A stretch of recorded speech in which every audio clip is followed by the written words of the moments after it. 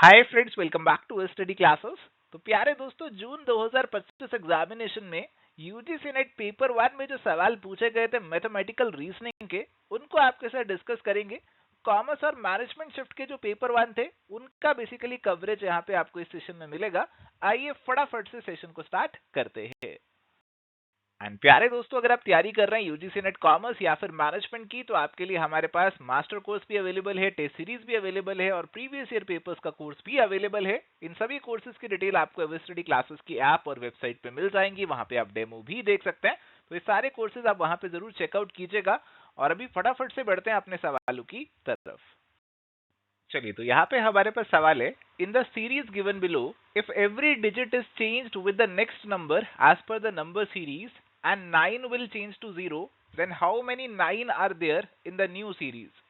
अभी पूछ रहे हैं कि ये जो आपको एक नंबर सीक्वेंस यहाँ पे दिया हुआ है, इसमें हम क्या करने वाले हैं, सारे डिजिट्स को एक से बढ़ा देने वाले हैं, नेक्स्ट नंबर पे लेकर जाने वाले हैं। जो नंबर 9 है उसको 0 कर देंगे। हमसे पूछ रहे हैं कि नई सीरीज में 9 कितने आएंगे। देखो जी, सीधी सी बात मैं अगर आपको बताऊं, तो जितने भी 8 हैं, जितने भी 8 हैं इस सीरीज में, वो सभी तो 9 बन जाएंगे। तो 8 कितने, 8 1 है आपके पास। इसके अलावा कहाँ है 8? 8 आपके पास ये रहा, 8 आपके पास ये रहा। तो जनाब आपके पास यहाँ पे आप देख सकते हैं 3 8 हैं, तो ये 3 8 ही 3 9 के अंदर यहाँ पे कन्वर्ट हो जाएंगे। तो करेक्ट आंसर हमारे पास क्या बनेगा? Option number 4 3। चलिए, तो यहाँ पे हमारे पास है मैथ्स द फॉलोइंग का सवाल। लिस्ट वन और लिस्ट टू हमें दे रखे हैं, और प्यारे दोस्तों यहाँ पे इन लिस्ट को सॉल्व करने की कोशिश करनी है। तो मैथ्स में थोड़ा सा हाथ आपका तेज होना चाहिए, थोड़ी सी प्रैक्टिस होनी चाहिए, तो आप फटाफट से कैलकुलेशंस कर सकते हैं, दिमाग लगा सकते हैं। तो आपको पॉइंट नंबर ये कह रहे हैं x/5 is equal to y/8। तो जनाब अगर ऐसा लिखा हुआ है तो आप इसको ऐसे भी तो लिख सकते हैं, x/y इज इक्वल टू 5/8। अब कह रहे हैं कि x में 5 जोड़ दो और y में 8 जोड़ दो। ठीक है जी, जोड़ देते हैं 5 और y में जोड़ देते हैं 8। तो क्या बन गया? 10/16। इसे सॉल्व करोगे फर्दर, 2 से काटोगे तो 5/8 बन जाएगा। 5:8 आपको फोर्थ वाले में देखने को मिल रहा है। आंसर इसी से ऑप्शन नंबर 1 बन जाता है। अगर हम बी वाले पे चलते हैं, तो कह रहे हैं x/y is equal to 2:1, then x² minus y², x² plus y², इनका रेशो आपको बताना है। तो अगर x और y का रेशो जो है जनाब ये 2:1 है, तो एज्यूम कर लेते हैं कि x की वैल्यू 2 है और y की वैल्यू 1 है। अब ये वैल्यू हम इनमें पुट कर देते हैं। x² मतलब 2 का स्क्वायर 4 माइनस 1, 1 का स्क्वायर 1 ही रहेगा। ये 2 का स्क्वायर 4 प्लस 1, ये आ गया 4 माइनस 1 3, 4 प्लस 1 5। तो 3:5 का रेशो बन गया। बी आपका 3 से मैच हो जाएगा, कोई दिक्कत नहीं है। इसके बाद x² plus 4y² is equal to 4xy, ये आपको दे रखा है। x:y का रेशो आपको बताना है जी।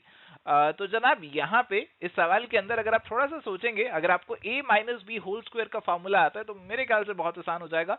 x² प्लस 4y², और इसको भी आप इधर ही ले लीजिए, 4xy को माइनस 4xy लिख के इक्वल टू 0 कर दीजिए। और ये a minus B whole square का फॉर्मूला बन गया। x माइनस 2y का whole square is equal to 0, हम इसे ऐसे लिख सकते हैं, x minus 2y is equal to 0, x is equal to 2y, और x/y का रेशो यहाँ पे बन गया 2:1 का।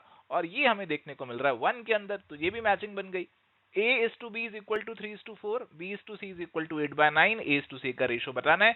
तो जनाब b को कॉमन बनाना पड़ेगा। b यहाँ पे 8 है, यहाँ पे b से 8 बना लेते हैं। a is to b को 6:8 लिख देते हैं, एक ही तो बात है। तो अब a, b और c का कंबाइंड रेशो बन गया 6:8:9। इसमें a और c का रेशो निकालना है, तो वो 6:9 हो गया। इसे फर्दर सिंप्लीफाई कर लो, 3 से काट लो, तो ये 2:3 हो गया। तो हमारी जो मैचिंग इस तरीके से बन गई ऑप्शन नंबर 1 की। चलिए, तो यहाँ पे हमारे पास सवाल है जी, which of the following statements is are true. If the athlete runs 200 metre in 24 seconds, then his speed is 30 kilometre per hour. देखो, स्पीड अगर आपको निकालनी है तो स्पीड का फॉर्मूला क्या रहता है? Speed is equal to distance upon time. Distance हमें 200 मीटर दे रखा है और टाइम हमें 24 दे रखा है। बट ये दे रखे हैं मीटर पर सेकंड में। मीटर पर सेकंड की अगर स्पीड है, उसे किलोमीटर पर आवर में करना है, तो मल्टीप्लाई करना पड़ेगा। किससे मल्टीप्लाई करना पड़ेगा? 18/5 से मल्टीप्लाई करना पड़ेगा। इसे 3600/1000 भी लिख सकते हो, सिंप्लीफाई करके 18/5 ही बनता है। तो जनाब अगर इसे आप सॉल्व करते हैं तो क्या बनेगा? ये 5 तो इससे कट गया, पूरा 40 आ गया। और ये तो 6 के टेबल पे जा रहे हैं, 4 3, और ये भी कट गया 40 के साथ, 10 into 3 तो 30 बन गया। ये तो बिल्कुल सही हो गया पहला वाला। अब ए सही है, तो जनाब ऑप्शंस पे साथ साथ नजर डाल देना कि सेकंड और फोर्थ तो अब आपका नहीं हो सकता, तो अगर आपको चूज करना है, समय नहीं है, तो यहाँ पे आपको 1 और 3 में से ही कुछ चूज करना है। 65% of a number is 21 less than 4 5 of that number, the number is 150।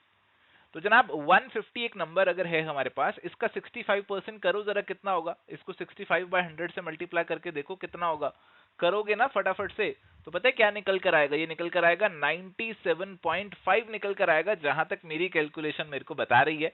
And प्यारे दोस्तों अभी बोल रहे हैं 4/5 भी करना है इसका, 150 का 4/5 करोगे तो कितना आएगा, 4/5 से मल्टीप्लाई कर दो भाई सीधा सीधा, तो 120 आ गया। क्या इन दोनों का डिफरेंस 21 बन रहा है, नहीं बन रहा है 21, ये तो कोई पॉइंट्स में डिफरेंस आएगा। तो ये वाली बी वाली तो गलत हो गई जनाब, ए सही है बी गलत है, तो ऑप्शन 3 ही बचता है। सी वाली भी देख लो एक बार। A car is running at a speed of 108 kilometre per hour, distance covered by a car in 15 seconds is 450 metre.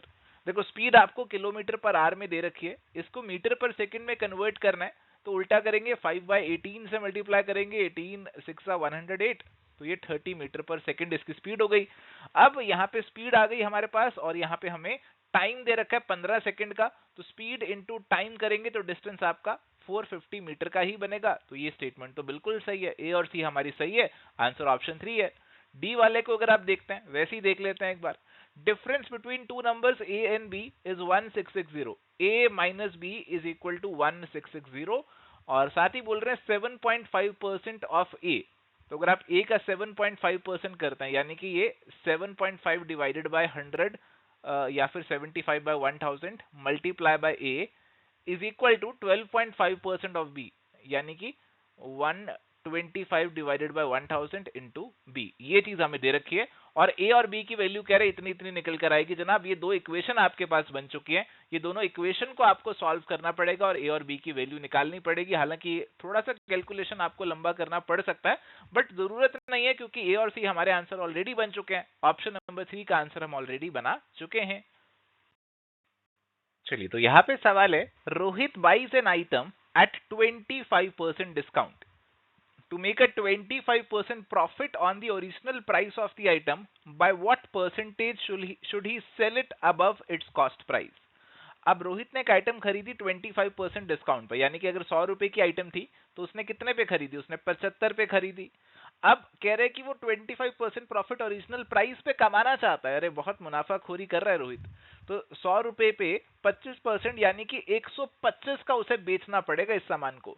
75 और 125, तो जनाब कॉस्ट प्राइस 75 है, सेलिंग प्राइस 125 है। बताइए फटाफट से प्रॉफिट यहाँ पे आपका कितना परसेंटेज बनेगा, बताइए कितना परसेंटेज ज्यादा बेचना है।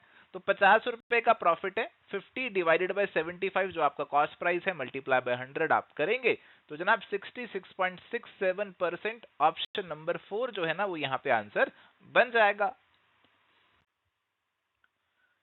If in a certain code language dream is coded as 71692, child is coded as 85437, how leader will be coded in that language?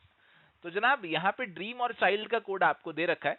तो सबसे पहली तो देखने वाली बात ये है कि अगर चाइल्ड और ड्रीम के लेटर्स से क्या हम लीडर बना सकते हैं? हाँ बिल्कुल बना सकते हैं। तो अगर हमें पता है कि जनाब डी का कोड 7 है, तो यहाँ जो लीडर है उसमें डी की जगह हम 7 लिख सकते हैं। तो क्या ऐसा ही है क्या? तो डी अगर यहाँ पे 7 बन रहा है और चाइल्ड के अंदर भी लास्ट में 7 ही आ रहा है, हाँ बिल्कुल 7 ही आ रहा है, तो बिल्कुल सीधी सीधी ही आपकी नंबरिंग कर रखी है। तो लीडर एल, एल आपका क्या बनेगा? एल आपका चाइल्ड में आ रहा है जी, एल आपका 3 बनेगा। ई आपका क्या बनेगा? ई आप देखें, ई यहाँ पे आ रहा है आपका मिडल में, जो कि आपका 6 के बराबर होगा। मेरे ख्याल से इसी से आंसर तो बन ही गया हमारा। ऑप्शन नंबर 1 जो है ना वो आंसर की तरफ हम बढ़ रहे हैं यहाँ पर। और जनाब अगर हम अगला देखें, ए हमारे पास कितना बनेगा? ए हमारे पास यहाँ पे बनेगा 9, 3697 जो है वो ऑप्शन नंबर 1 में ही आ रहा है।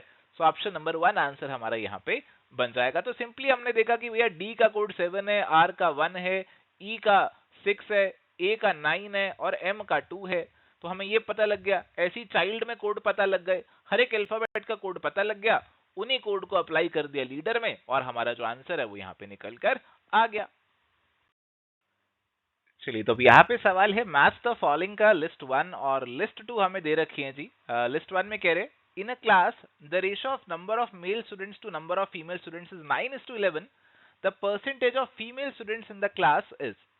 तो जनाब हमें मेल और फीमेल स्टूडेंट्स का रेशियो दे रखा है 9:11 का। अब पूछ रहे हैं कि फीमेल स्टूडेंट्स कितना परसेंटेज हैं हमारी क्लास में। तो जनाब टोटल स्टूडेंट्स कितने हो गए, 9 और 11 अगर हम लेकर चल रहे हैं कि आपके पास यहाँ पे जो 9 है वो मेल है और 11 जो है फीमेल है, टोटल कितने हो गए, टोटल हो गए 20। तो 11 है फीमेल, टोटल है 20, तो कितने प्रतिशत बना जी, कितने परसेंटेज में बना, ये 55%, 55% जो है वो यहाँ पे बनेगा। और ये आपको 3 में देखने को मिल रहा है, तो ए की तो 3 से मैचिंग हो जाएगी, बट ए तो 3 के साथ 3 में मैच हो रहा है, तो अभी तो सेकंड ऑप्शन को ही काट सकते हैं। When number x is added to the numerator and denominator of a fraction 7/11, 7/11 में हम न्यूमरेटर डिनोमिनेटर में दोनों में x ऐड कर रहे हैं, तो ये बन रही है 2/3। तो सॉल्व करते हैं फटाफट। 21 plus 3x is equal to 22 plus 2x, और अगर हम इसे फर्दर सॉल्व करें तो ये कितना बन गया, 2x इज इक्वल टू यहाँ पे ये कितना बन गया जी, फटाफट से बताइए। 21 plus 3x is equal to 22 plus 2x आएगा यहाँ पर। हाँ, ये आपका कितना बन गया, 3x माइनस 2x, तो केवल x ही बनेगा आपका। और दूसरी साइड आपका क्या निकल कर आएगा, दूसरी साइड निकल कर आएगा आपका 22 माइनस 21, 1 निकल कर आएगा, तो x की वैल्यू तो 1 होनी चाहिए। तो अगर x की वैल्यू 1 होनी चाहिए तो b 4 से मैच होगा, और इससे हमारा आंसर ऑप्शन नंबर 3 की तरफ बढ़ रहा है। ऑप्शन नंबर 3 ही बनती है। इसके आगे भी देख लेते हैं। Two numbers are directly proportional to each other, if value of one number is doubled then their product will become dash times। अब दो नंबर हैं डायरेक्टली प्रोपोर्शन में है, जैसे अगर मैं बोलूं आपके पास दो नंबर हैं यहाँ पे 1:2, ये डायरेक्टली प्रोपोर्शनल है एक दूसरे से। अगर आप एक को डबल करेंगे तो दूसरा भी डबल हो जाएगा। अगर आप 1 को 2 करना चाहते हैं तो आपका 2 भी यहाँ पे 4 हो जाएगा। इनका प्रोडक्ट कितने गुना बढ़ गया, तो 1 मल्टीप्लाई बाय 2, पहले प्रोडक्ट 2 था, अब 2 मल्टीप्लाई बाय 4, अब प्रोडक्ट 8 हो गया। तो प्रोडक्ट बेसिकली 4 गुना बढ़ गया, 4 टाइम्स बढ़ गया यहाँ पर। तो ये सी आपका 1 से मैच होना चाहिए।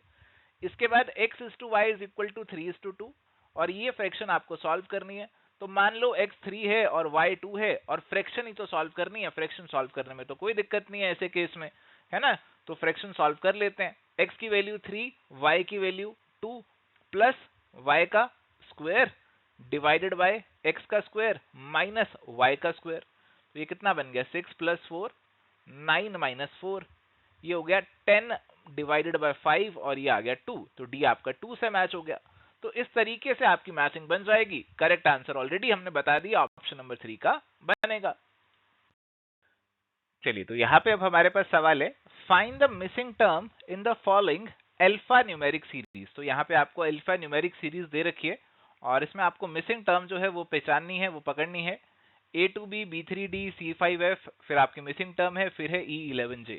तो देखो जी, आपको 3 यहाँ पे लेटर्स का कॉम्बिनेशन दे रखा है, तो A, B, C, अगला तो D ही बनेगा, ये तो गारंटी है, और सारे ऑप्शंस में भी D ही आ रहा है, तो इसमें तो हम कुछ कर नहीं सकते।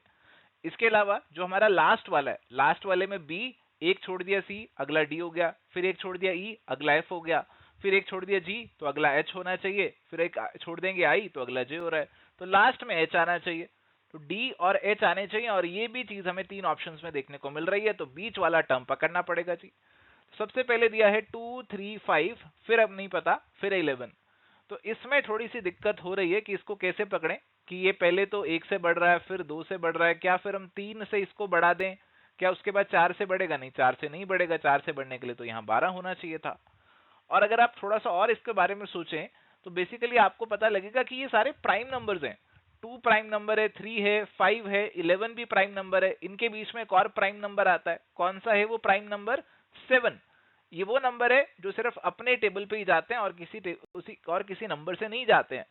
और जनाब यहाँ पे आप 7 अगर लगाते हैं, D7H, तो आंसर आपका ऑप्शन नंबर 1 जो है वो यहाँ पे बन जाता है।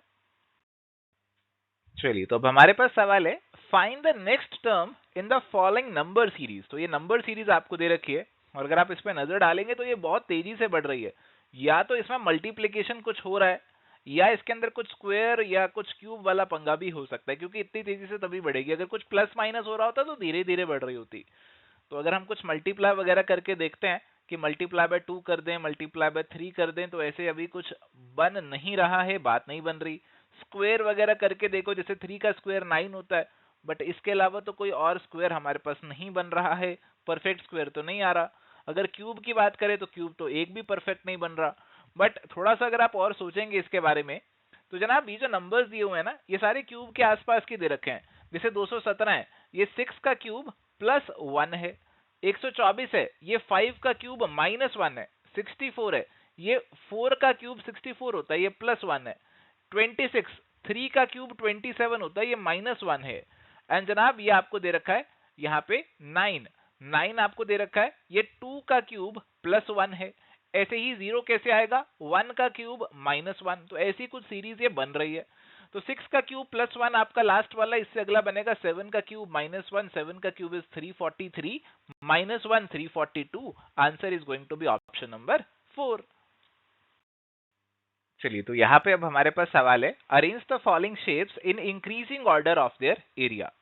तो ये सबके एरिया निकालने पड़ेंगे, फिर इंक्रीजिंग ऑर्डर में लगाना पड़ेगा। एक सर्कल है, डायमीटर है उसका 10 सेंटीमीटर, तो सर्कल का एरिया होता है पाई आर स्क्वायर।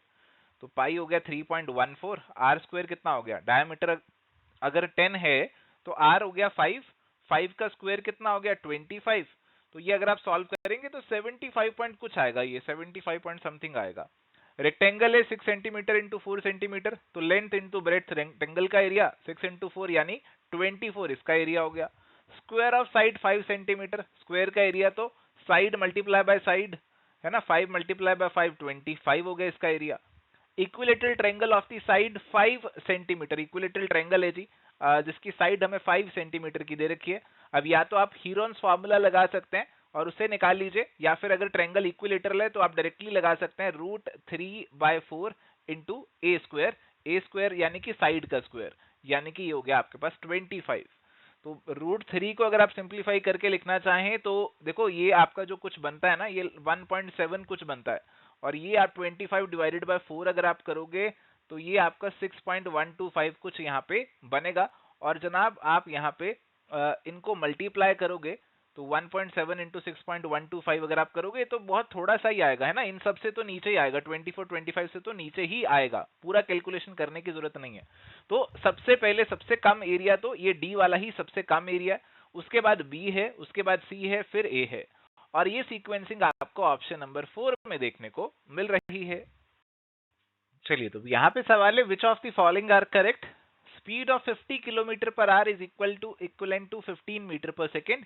तो किलोमीटर पर आवर को मीटर पर सेकेंड में करना है तो इट्स वेरी इजी, आपको सिंपली मल्टीप्लाई करना है।